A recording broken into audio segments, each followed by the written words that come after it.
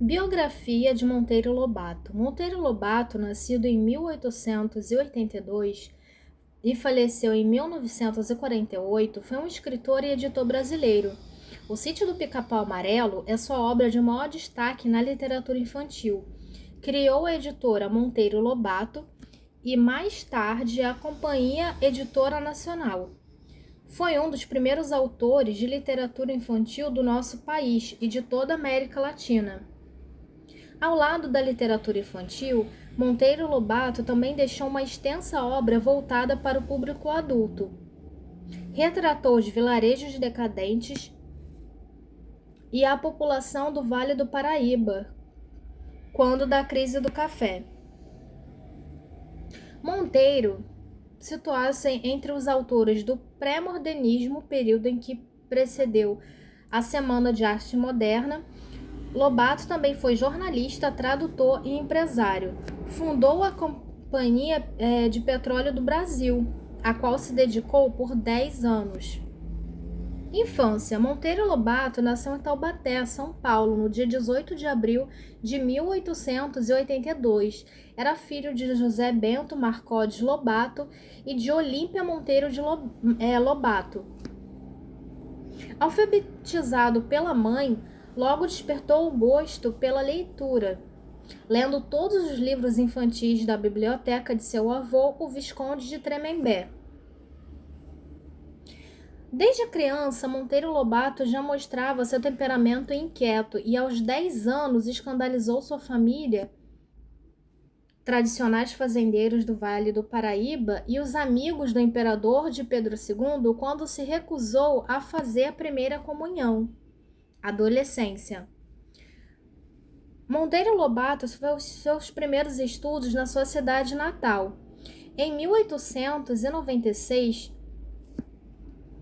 com 14 anos, foi estudar em São Paulo, no Instituto de Ciências e Letras. Em 1898, ficou órfão de pai e logo em seguida perdeu sua mãe, ficando aos cuidados do avô. Ao nascer, Lobato foi registrado com o nome de José Renato Monteiro Lobato, mas após a morte do seu pai, em 13 de junho de 1898, queria usar a bengala que pertenceu ao pai e tinha as iniciais GBML gravadas. Por isso, resolveu mudar seu nome para que suas iniciais ficassem iguais às do pai. Desde então, passou a se chamar José Bento Monteiro Lobato. Formação. Sob a imposição do avô, em 1900, Lobato ingressou na Faculdade de Direito de São Paulo, embora preferisse estudar Belas Artes. Nesse período, morava em uma república de estudantes localizada no centro de São Paulo, junto com seus amigos Godofredo Rangel, Lino Moreira e Raul de Freitas. O grupo se reunia para cuidar da vida literária e escrevia um jornal publicado em Pindamonhangaba, de propriedade de Benjamin Pinheiros, usando vários pseudônimos. Faziam oposição ao prefeito da cidade. Monteiro Lobato manteve uma amizade duradoura com Godofredo Rangel e trocaram correspondências por 40 anos, que mais tarde foram reunidas em um livro chamado A Barca de Greire. Lobato escrevia também para o jornal da faculdade, quando já mostrava sua preocupação com as causas nacionalistas. Na festa de formatura, em 1904, fez um discurso tão agressivo que vários professores, padres e bispos se retiraram da sala. No mesmo ano, voltou para Taubaté, prestou concurso para a promotoria pública, assumindo cargo na cidade de Areias, no Vale do Paraíba, no ano de 1907. Monteiro Lobato se casou-se com Maria Pureza da Natividade em 28 de março de 1908, com quem teve 4 filhos: Marta, de 1909, Edgar, de 1910, Guilherme, de 1912 e Ruth, 1916. Em 1911, perdeu seu avô, herdando a fazenda Buqueira, de onde se mudou pretendendo ser fazendeiro. Começou a escrever o conto Boca Torta, que seria o primeiro de uma série das quais mais tarde seriam reunidos sobre o nome de Urupês. Publicações polêmicas. No dia 12 de novembro de 1912, foi publicado no jornal O Estado de São Paulo uma carta que Monteiro Lobato havia enviado à redação intitulada Velha Praga, que causou grande polêmica, pois criticava a ignorância e a miséria do caboclo que prejudicavam o desenvolvimento da agricultura na região. Em 1917, vendeu a fazenda e foi morar em Caçapava, onde fundou a revista Paraíba.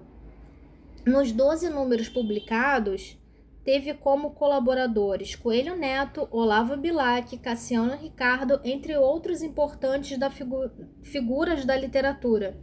Nesse mesmo ano, comprou a Revista do Brasil, do Programa Nacionalista, tornou-se editor e publicava seus artigos.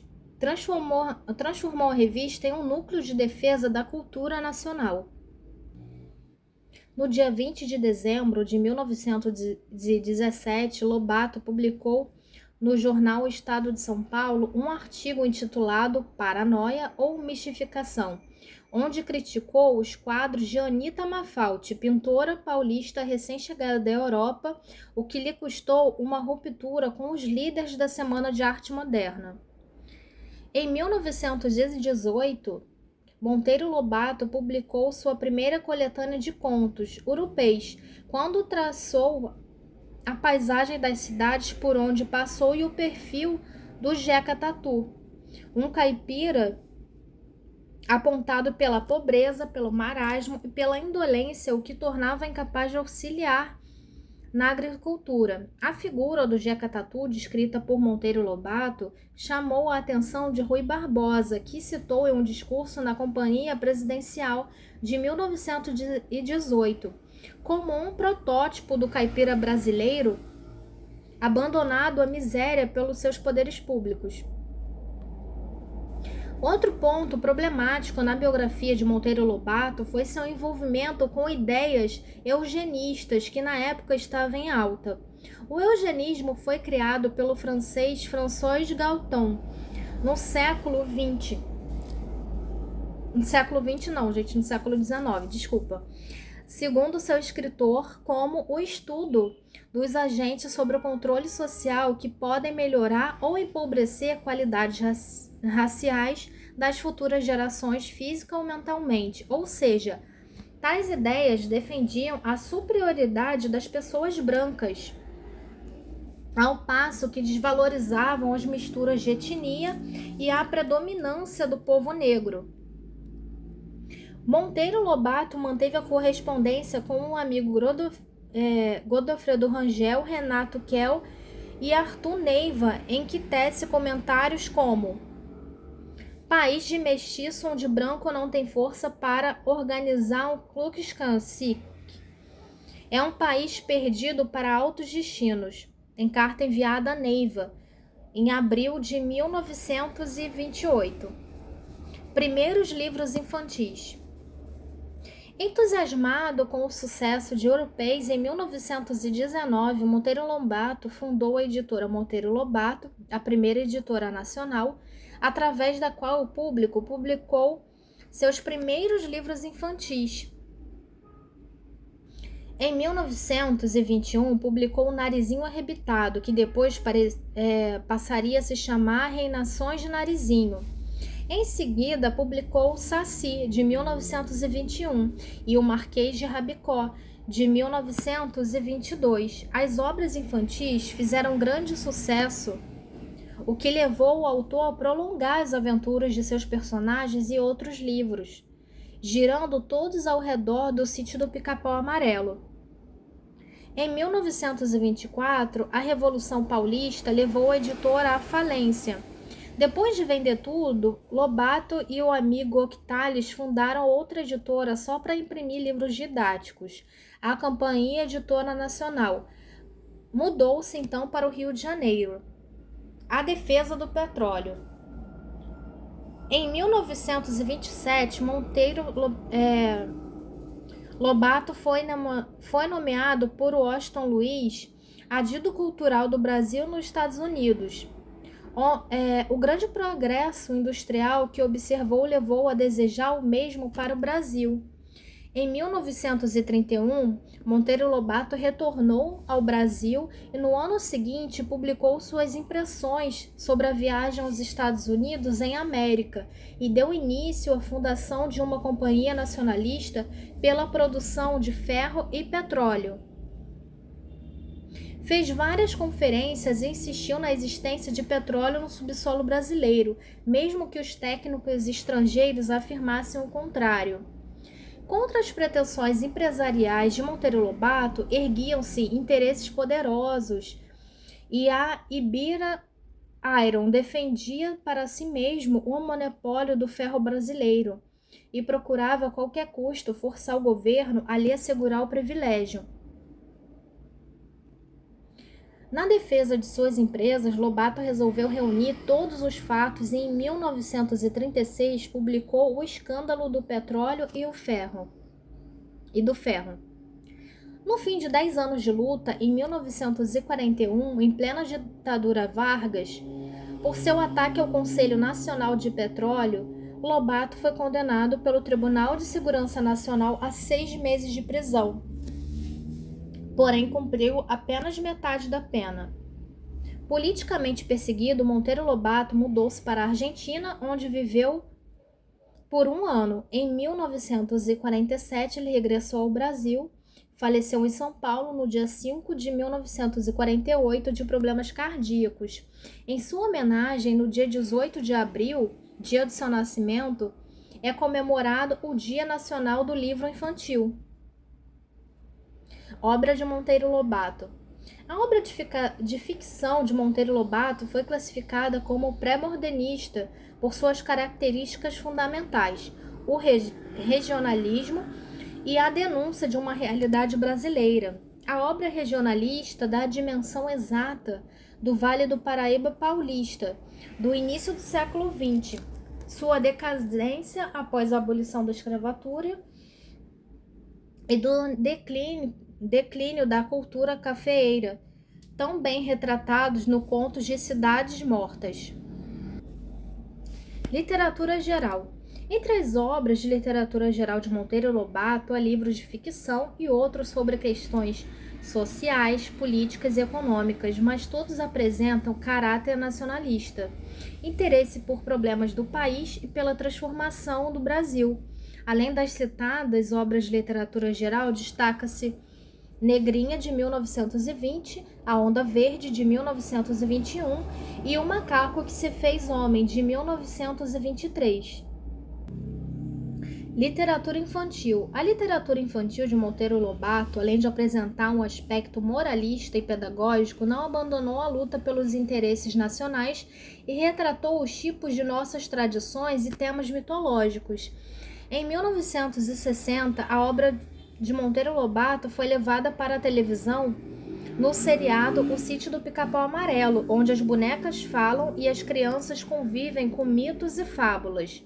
Entre os personagens do Sítio do Pica-Pau Amarelo, criados por Lobato, destaca-se a boneca Emília, Narizinho, Pedrinho, Dona Benta, Tia Anastácia, Visconde de Sabugosa, Tio Barnabé, o Saci e a Cuca.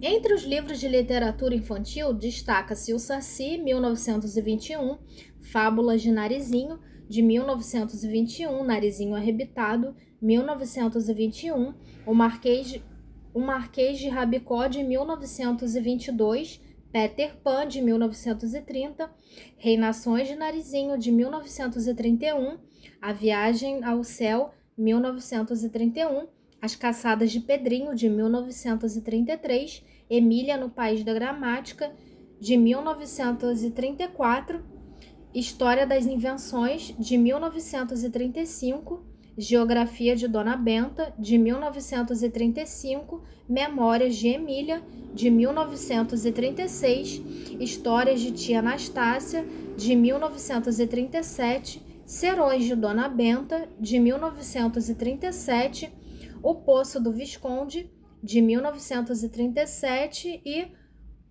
O Pica-Pau Amarelo, de 1939.